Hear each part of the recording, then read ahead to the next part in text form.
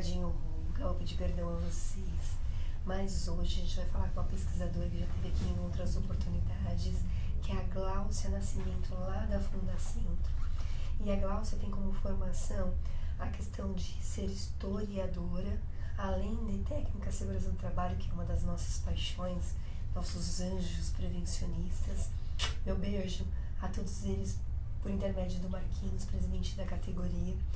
E a Gláucia vai falar com a gente sobre os trabalhadores no governo e os editoriais e legislações de saúde e segurança do trabalho que vem desde a década de 70, antes da loira que nasceu, eu sou de 75, e que foram se desenvolvendo e dando embasamento para as normas que hoje a gente tem para que melhore a questão da saúde e da segurança do trabalhador. De que maneira entender esse passado para que a gente tenha bons resultados no futuro? É o que ela me explicava um pouquinho aqui antes da gente começar. Bem-vinda de novamente, Glaucinha! E como é isso? Começaram com quantas normas? 28, né? Em 78 nós temos a publicação da portaria. Mais de 40 anos? Sim, completa 40 anos agora. Completa, aliás, né? 40 anos agora. Em junho, mas ela entrou em vigor mesmo, foi em julho, né? Começou com 28 normas e hoje nós já temos 36 normas. Falta norma ainda, historiadora? Ah, com certeza. Com certeza. Existem muitas normas por vir ainda que dependem de estudos, de pesquisa, que é o que nós fazemos lá na Fundacentro, né? E dentro da tua pesquisa, o que a Gláucia observou? Então, a minha pesquisa, todas as pesquisas, elas partem de uma inquietação, né? Eu sou formada em técnica de segurança do trabalho e sou formada em história. E aí eu sempre ouvi várias pessoas dizendo que uma coisa tem a ver com a outra, né? História, na verdade, é um curso muito amplo, você consegue estudar um aspecto muito específico através dos olhos da história, né? E quando eu entrei na Fundacentro, surgiu a oportunidade de fazer o mestrado, eu falei, tá aí, vou conseguir juntar as duas coisas. A inquietação em relação ao que foi o stop, né, o start da minha pesquisa, na verdade, foi observar durante os cursos e conversas lá na Fundacentro o surgimento, como que foi o surgimento da portaria 3214, que os técnicos de segurança, como você disse, que devem assistir, sabem muito bem do que se trata, né? Hoje são 36 normas. É um arcabouço jurídico que nós dizemos. É um único documento que engloba várias normas de segurança, que já foi pensado dessa forma mesmo para facilitar a vida dos técnicos e todas as pessoas da área de segurança do trabalho. Você tem um único documento, um único instrumento, e todas as normas estão juntas ali. E ele surgiu na década de 78, no contexto de ditadura, né? E ele surge em 60 dias, né? E aí essa foi a minha inquietação. Eu falava, por quê? Porque essas 28 normas, né, tão importantes, surgiram por uma imposição do governo, né? Qual que era o interesse do governo nisso? E surgiram um espaço de tempo tão curto, que é 60 dias. Aí eu fui buscar e aí é o desenrolar da minha pesquisa, né? Que você tem uma precarização da força de trabalho nesse período, né? Por vários fatores, por exemplo, a instituição do FGTS, que hoje, né, nós imaginamos que é uma coisa muito positiva, e de fato é, mas quando o FGTS ele surge, você acaba com a estabilidade que os trabalhadores tinham no trabalho. Então, assim, uma pessoa que trabalhava 10 anos, né, ela tinha o emprego dela seguro. Quando o FGTS surge, essa pessoa ela pode perder o emprego dela. Daí, quando ela perde o emprego, você tem um contexto de alta demanda de emprego e pouco espaço, poucos trabalhos disponíveis. Os trabalhadores têm aquela alteração que é feita, né, da inflação, da correção da inflação, ela não estava acompanhando como deveria ser feito, né? O salário ele não estava subindo como ele deveria, não era o suficiente. Então, os trabalhadores, para tentar compensar essa falta, eles começam a fazer longas jornadas de trabalho. Então, você vai juntando vários fatores que vai levar para essa precarização do trabalho. Para vocês terem uma ideia, quanto tempo mais ou menos era a jornada? Se estendia por muito mais de 8 horas, com certeza, com certeza, né? Porque o salário deles fica muito ínfimo, muito, muito pequeno. Então, a forma que eles tinham de compensar essa falta, a forma que eles tinham de compensar essa falta era realmente com as horas extras e nesse período você tinha uma cobrança de produtividade, você tinha uma rotatividade dos trabalhadores muito grande. Isso gera um ambiente de você imaginar que qualquer hora você pode perder seu emprego. Então você começa a se submeter a qualquer situação de trabalho, inclusive trabalhando com maquinário com segurança muito baixa. Então todo esse contexto, que na verdade está dentro de um projeto do governo militar do Brasil Potência, né? Que eles tinham essa ideia de, vamos subir, o Brasil vai ser uma grande potência, a gente vai produzir muito, ele vai crescer muito, e realmente ele cresceu. Principalmente com a entrada do capital estrangeiro, né?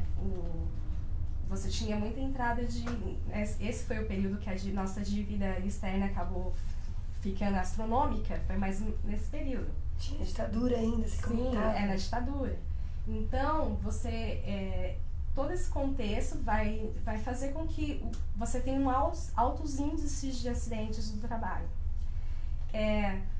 Os seguros de acidente nessa época, eles eram privados, aí eles passam em 66 para o INPS, que é o Instituto Nacional de Previdência Social. Quando passa para o INPS, você junta todas essas estatísticas de acidentes. E aí isso começa a ser divulgado, né? E aí você pega, então, aí está as fontes que eu trabalhei, que são as revistas e os jornais, né? Como que isso vai aparecer nessas fontes? Eles começam a problematizar isso, pensando, olha, nós estamos, em ponto de vista econômico mesmo, né? Então, nós estamos tendo um alto índice de acidentes do trabalho e isso está diminuindo a nossa hora de trabalho, isso está diminuindo a nossa produtividade, né? A empresa, ela está diminuindo a produtividade e nós estamos gerando um custo muito grande para tentar remediar esse problema, né, dos acidentes. Você tem lesões capacitantes, incapacitantes, então esse pessoal, às vezes eles tinham que fazer uma reabilitação, aí eles não trabalhavam, então todo esse contexto, né, vai começar, as pessoas vão começar a tentar entender. Então quer dizer que nós vamos ter um país que vai crescer, que vai ser uma grande potência, mas a custo de quê? Né? A que custo?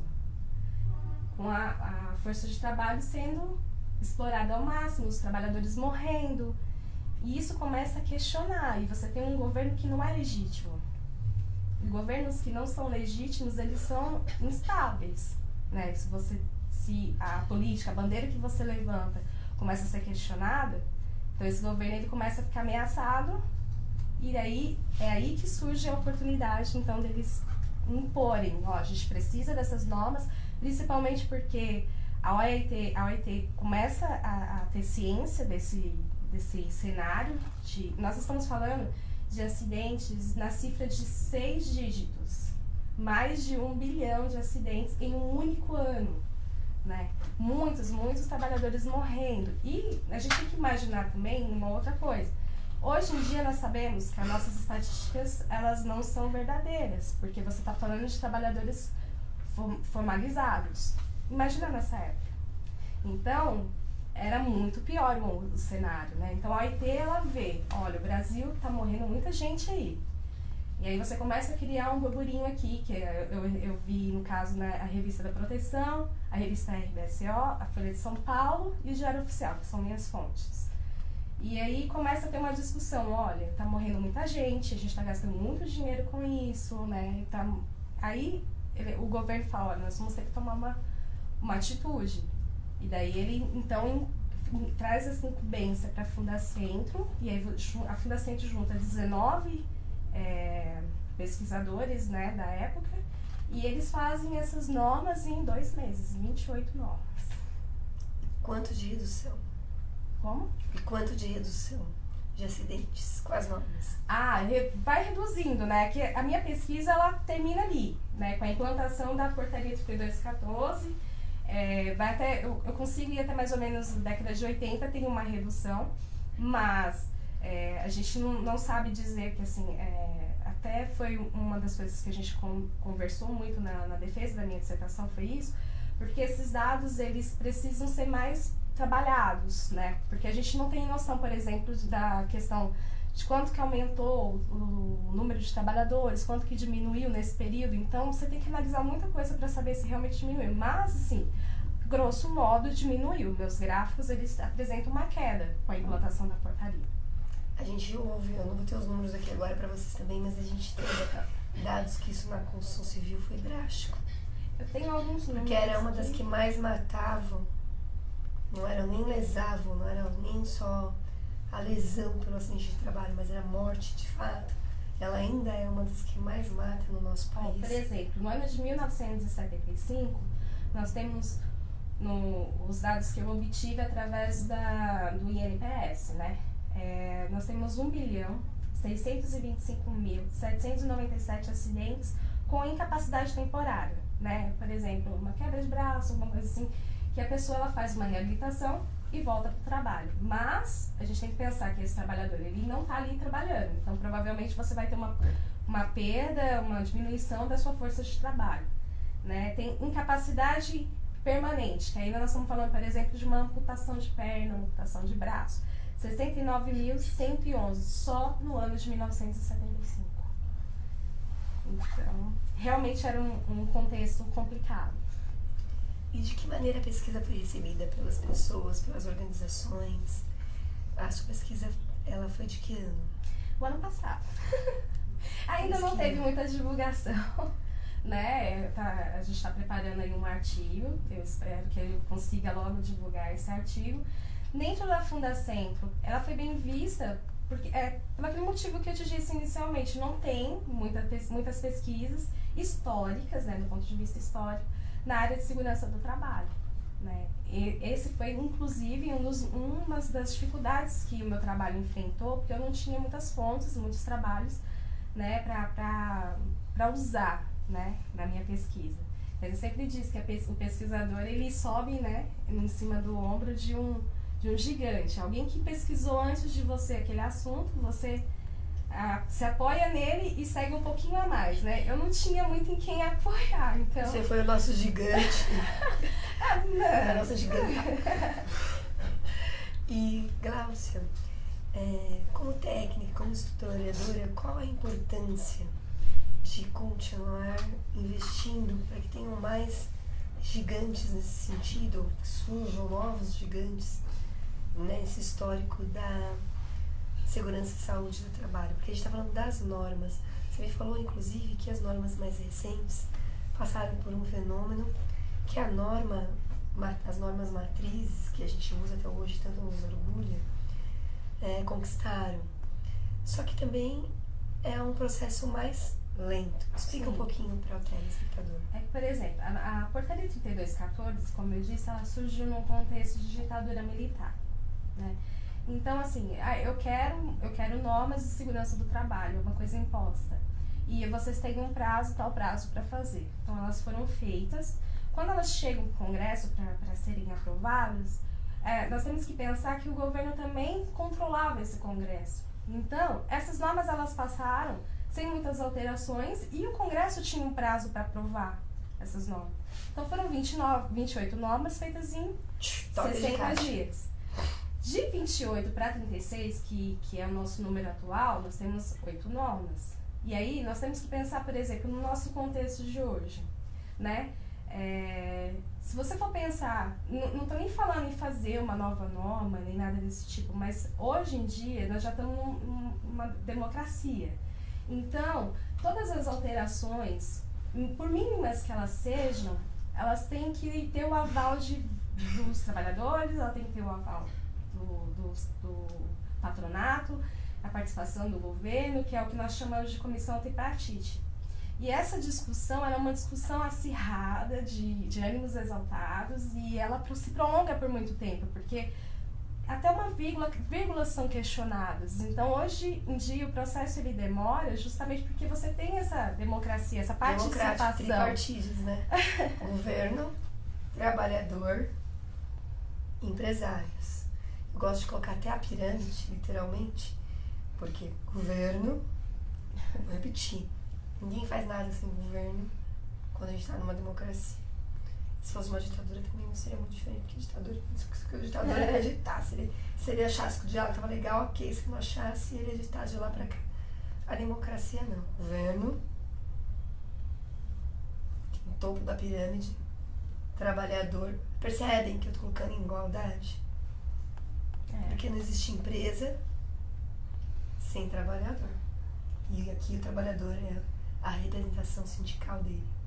Se não é, deveria ser. Que é uma coisa que não existiu no contexto da portaria de 2014, que foi a representação sindical, né? Os sindicatos, eles foram perseguidos e praticamente aniquilados na época da ditadura. E hoje a gente tem sindicatos livres para discutir em pé de suposta igualdade.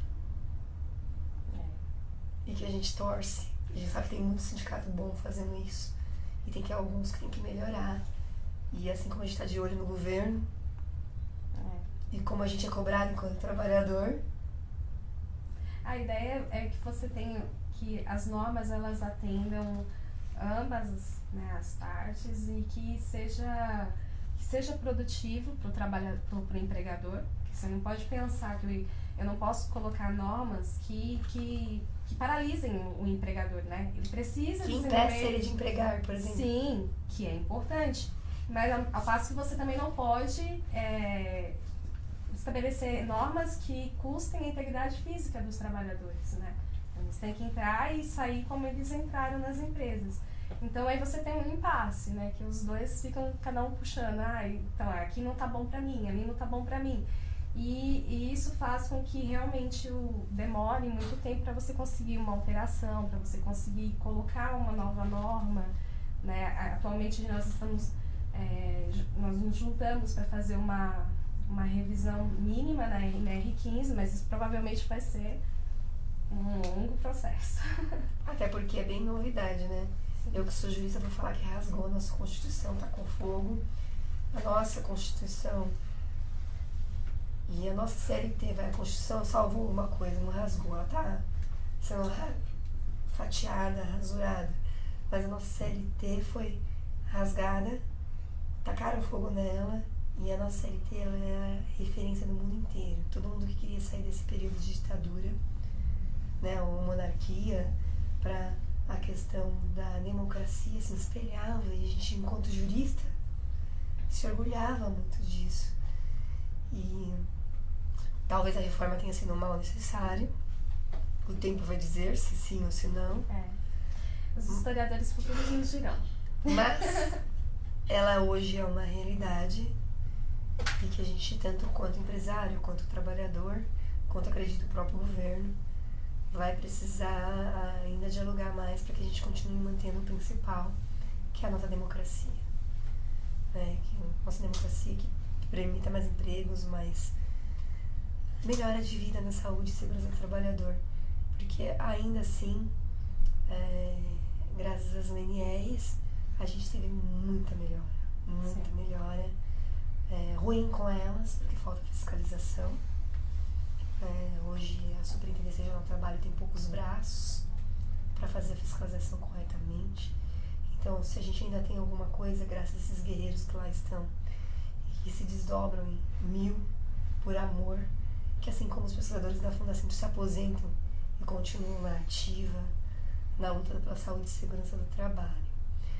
Klaus, que recado você quer deixar para que tanto o empresário, quanto os sindicalistas, quanto nós, trabalhadores, possamos participar mais ativamente da construção desse novo diálogo, por exemplo, para essa nova comissão que está surgindo, a discussão da reforma trabalhista? Como fica esse convite para a nossa sociedade? Como técnico de segurança também, já trabalhei na área, já convivi com o pessoal, principalmente o pessoal da construção civil, né, que é um pessoal bem legal, mas que sofre bastante, né, no processo de trabalho. A minha vontade, né, eu queria muito que esse diálogo fosse um diálogo mais tranquilo, né, de que realmente se ponderasse, né, as pessoas não puxassem tanto para o seu lado, né, mas tentassem entender também o outro lado. que a gente conseguisse ter uma relação, uma simbiose bem legal e um ambiente íntegro para o trabalhador.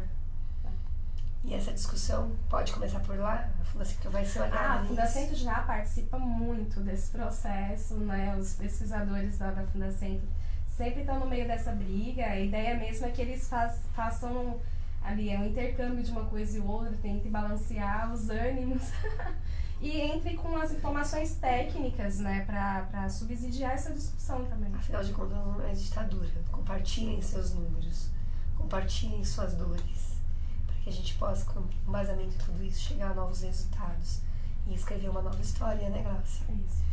Glaucia, quem quiser saber outras informações, como faz? Então, pode me mandar um e-mail funcional na Fundacentro, é glaucia.souza@fundacentro.gov.br. Parabéns pelo seu trabalho, Obrigada. pelo seu amor à prevenção e à saúde e segurança do trabalho. Meu beijo a todos os amigos da Fundacentro. Agradecimento a Deus Pai Todo-Poderoso por estar à frente dessa ferramenta de comunicação, levando informações que transformam. Se você gostou dessa matéria, deixe seu comentário. Se quer ver outros assuntos relacionados não só à Fundacentro, mas às empresas amigas e parceiras aqui da notícia, ou se você é uma empresa da área de saúde e segurança do trabalho e quer vir ser um apoiador da notícia para o trabalho, como é que anda a tua comunicação? Você está preparado para ser um garoto propaganda do seu produto e serviço? Conhece seu melhor ângulo, Glaucia? Não.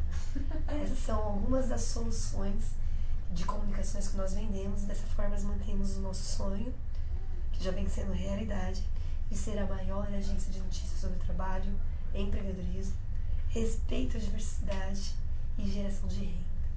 Lucro aliado à responsabilidade social. Para saber outras informações, o nosso WhatsApp é 11 993 87 3713.